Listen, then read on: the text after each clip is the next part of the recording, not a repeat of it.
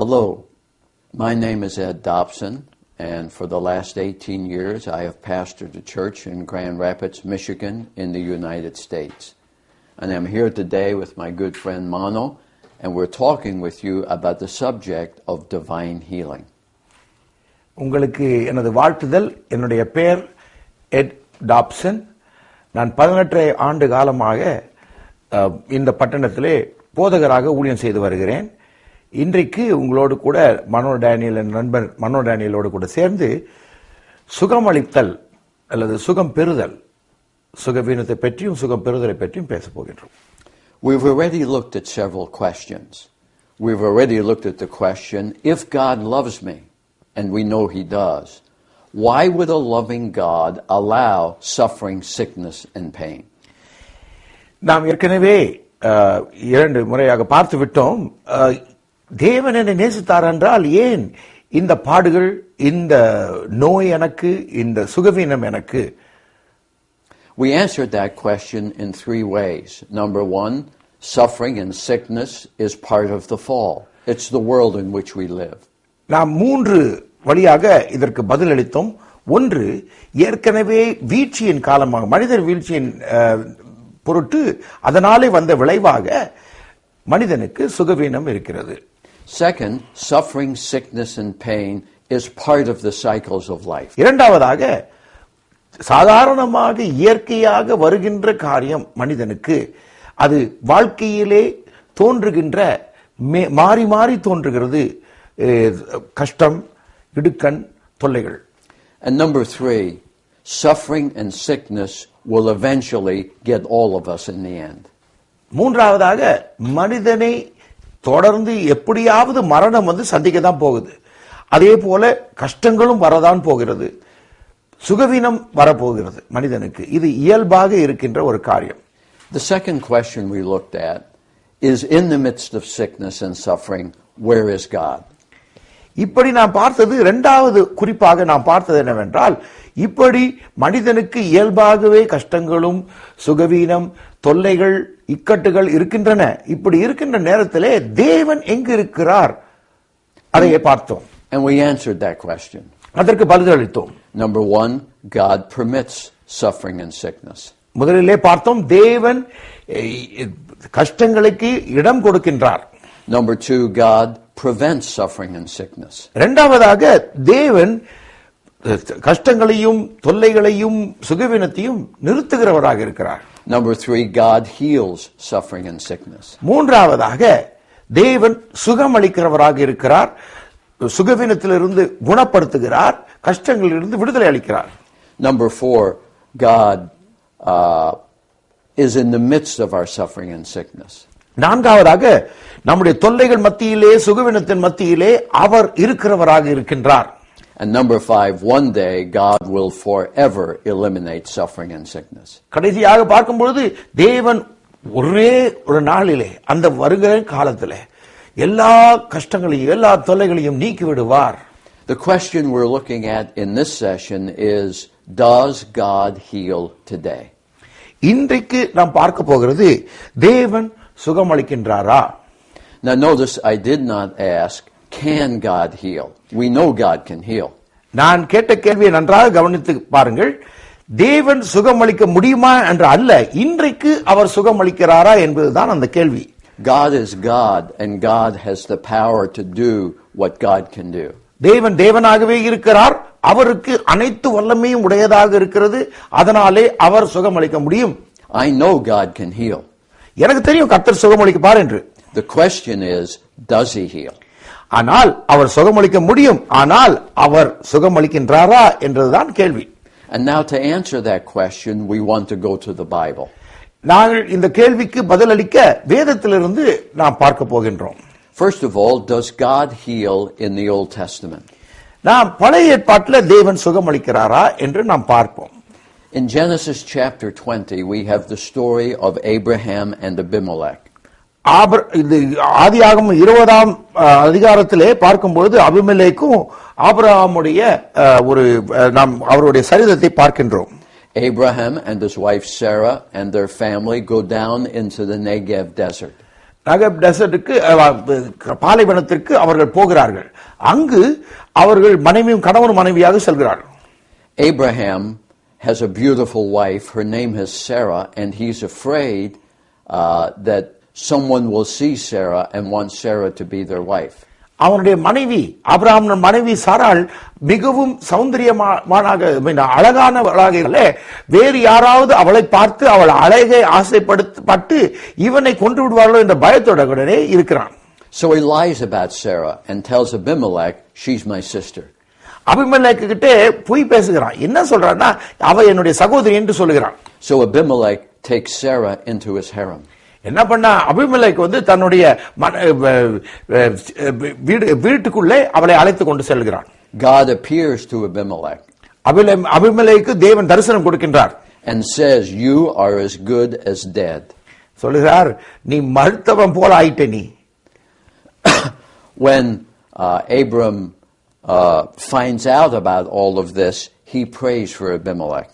அவன் இது தேவன் அவனை திட்டவும் சபிக்கவும் துவங்கினால அதுக்கு Abraham அபிமெலேக்காக ஜெபிக்கிறான்.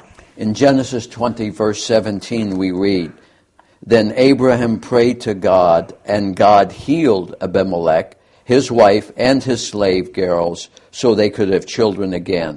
For the Lord had closed up every womb in Abimelech's household because of Abraham's wife Sarah. ஆதியாகமம் 20ஆம் அதிகாரம் 17-18 வசனங்களை பார்க்கிறோம். ஆபிரகாமுடைய மனைவியாக சாராள் நிமித்தம் கர்த்தர் அபிமெலேக்குடைய வீட்டாரின் கற்பங்களை எல்லாம் அடைத்திருந்தபடியால் ஆபிரகாம் தேவனை நோக்கி வேண்டிக் கொண்டான். அப்பொழுது தேவன் அபிமெலேக்கையும் அவன் மனைவியையும் தன் வேலைக்காரிகளையும் குணமாக்கி பிள்ளை பெறும்படி அனுக்கிரகம் பண்ணினார். So God heals Abimelech and all the people in his household as a result of prayer.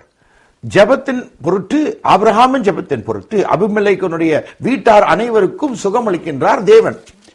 Later in the book of Numbers we read about another healing.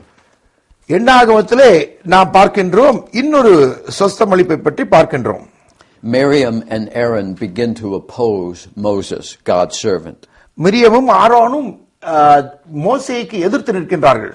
They are upset because Moses married a Cushite wife. ஏனென்றால் எத்தியோப்பிய பெண்ணை மோசே கல்யாணம் பண்ணதுனாலே அவர்களுக்கு அவன் மீது கோபம். Excuse me. As a result, God calls them, and a cloud lifts off them, and Miriam becomes a leper.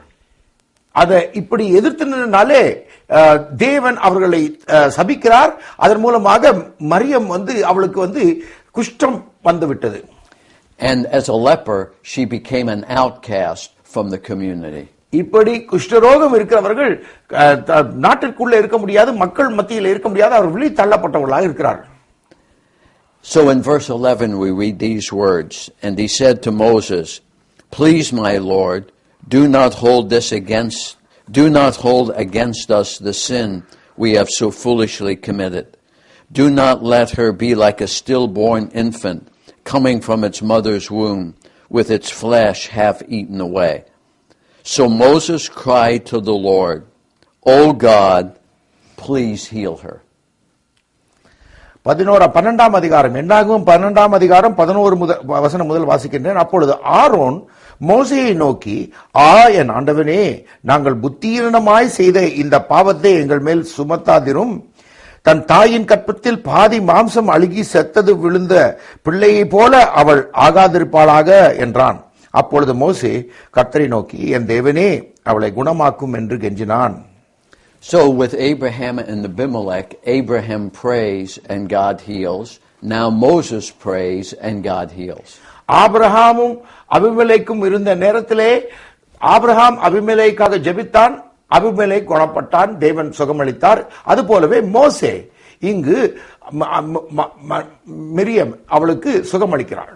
So we are already learning that God heals because of prayer. தேவன் ஜெபத்தின் மூலமாக சுகமளிக்கிறார். பழைய ஏற்பாட்டிலே நாம் பார்க்கின்றோம். In 2 Kings chapter 20 we have another story, the story of Hezekiah. 2 ராஜாக்கள் 20ஆம் அதிகாரம் எசேக்கியா ராஜாவை பற்றி பார்க்கின்றோம். We'll actually look at this story in greater detail in another session. இன்னொரு முறை நாம் இதை தெளிவாக திட்டவட்டமாக நாம் பார்க்க போகின்றோம். The prophet Isaiah comes to Hezekiah and says, "Your time is up, you're going to die, put your house in order." ஏசாயா வந்து எசேக்கியாவை பார்த்து நீ நிச்சயம் மரிக்க போகின்றாய், உன்னுடைய வீட்டை சரி செய்து கொள் என்று எசேக்கியா தீர்க்கதரிசனமாக எசேக்கியாவை பார்த்து சொல்கிறார். And in verses 2 and 3 we read these words, Hezekiah turned his face to the wall and prayed to the Lord. Remember, O Lord, how I have walked before you faithfully and with wholehearted devotion and have done what is good in your eyes. And Hezekiah wept bitterly.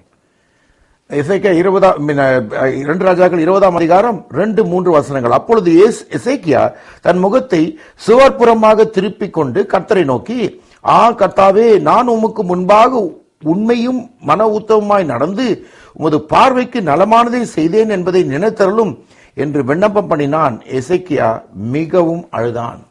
And God heals Hezekiah and gives him 15 more years. தேவன் எசேக்கியாவுக்கு சுகமளித்து 15 ஆண்டுகள் நீடித்து தருகிறார். So Abraham prayed for Abimelech and God healed Abimelech. Abraham Abimelech ஜெபித்ததனால் தேவன் அபிமெலேக்கை சுகப்படுத்தினார். Moses prayed for Miriam and God healed Miriam. மோசே மிரியத்திற்காக ஜெபிக்கின்றார், அதனாலே Miriam சுகமளிக்கிறார். In this case Hezekiah prays for himself and God heals him. இந்த பாகத்திலே எசேக்கியா தனக்காக ஜெபித்துக் கொள்கிறான். அழுது ஜெபிக்கும் பொழுது கர்த்தர் அவன் ஜெபத்தை கேட்கின்றார். So we know that healing is a part of what God did in the Old Testament. நமக்கு நிச்சயமாக தெரியும் சுகமளித்தல் தேவன் பழைய ஏற்பாட்டிலே செய்தார் என்பதை நாம் தெரிந்து கொள்கிறோம். There are a number of psalms that are offered as prayers for healing. சங்கீதங்களிலே பல சங்கீதங்கள் சுகமளிப்பு வேண்டி எழுதப்பட்டிருக்கிறதாக இருக்கிறது. In Psalm 6 verses 1 through 3 we read, O Lord, do not rebuke me in your anger or discipline me in your wrath. Be merciful to me, Lord, for I am faint. O Lord, heal me, for my bones are in agony. My soul is in anguish. How long, O Lord, how long? சங்கீதம் 6ஆம் அதிகாரம் 1 முதல் 3 வசனங்கள். கர்த்தாவே, உம்முடைய கோபத்தினாலே என்னை கண்டித்துக் கொள்ளாதேயும், உம்முடைய உக்கிரகத்திலே என்னை தண்டியாதேயும், என் மேல் இரக்கமாயிரும். கர்த்தாவே, நான் பலனற்று போனேன், என்னை குணமாக்கும். கர்த்தாவே, என் எலும்புகள் நடுங்குகிறது, என் ஆத்மா மிகவும் வியாகுலப்படுகிறது. கர்த்தாவே, எதுவரைக்கும் இறங்காதிருப்பீர். And then in Psalm 30 verses 1 through 3 we have a prayer for healing. சங்கீதம் 30 1 முதல் 3 வசனங்களிலே இன்னுமாக பார்க்கின்றோம் ஒரு குணமாக்குதலை குறித்து. I will exalt you, O Lord, for you lifted me out of the depths, and you did not let my enemies gloat over me. O Lord my God, I called to you for help, and you healed me. O Lord, you brought me up from the grave. You spared me from going down into the pit. சங்கீதம் 30ஆம் அதிகாரம் 1 முதல் 3 வசனங்கள். கர்த்தாவே, என் சத்துருக்கள் என்னை மேற்கொண்டு மகிழ வெட்டாமல் நீர் என்னை கைதூக்கி எடுத்து படியினால் நான் உம்மை போற்றுவேன். என் தேவனுடைய கர்த்தாவே, உம்மை நோக்கி கூப்பிட்டேன், என்னை நீர் குணமாக்கினீர். கர்த்தாவே, நீர் என் ஆத்துமாவை பாதாளத்திலிருந்து ஏற பண்ணி நான் குழியில் இறங்காதபடி என்னை உயிரோடு காத்தீர். If you're sick and you're asking God for healing, these are the kinds of psalms that you need to pray. Just say the words that we have just said to God. நாங்கள் இந்த வாசித்த வசனங்களை, ஒருவேளை நீ சுகவீனமாக இருக்கலாம், அப்படி சுகவீனமாக இருந்தா நான் வாசித்த பாருங்க அந்த சங்கீத வசனத்தை, அதை நீங்க சத்தமா வாசிங்க, கர்த்தரிடத்துல பேசுங்க. In Psalm 107 verse 20 we read, He sent forth His word and healed them. He rescued them from the grave. சங்கீதம் 107:20 வசனம், அவர் தமது வசனத்தை அனுப்பி அவர்களை குணமாக்கி அவர்களை அழிவுக்கு தப்புவிக்கிறார். So what do we learn about healing in the Old Testament? பழைய ஏற்பாட்டிலே சுகமளிப்பை குறித்து நாம் என்ன நினைக்கின்றோம்?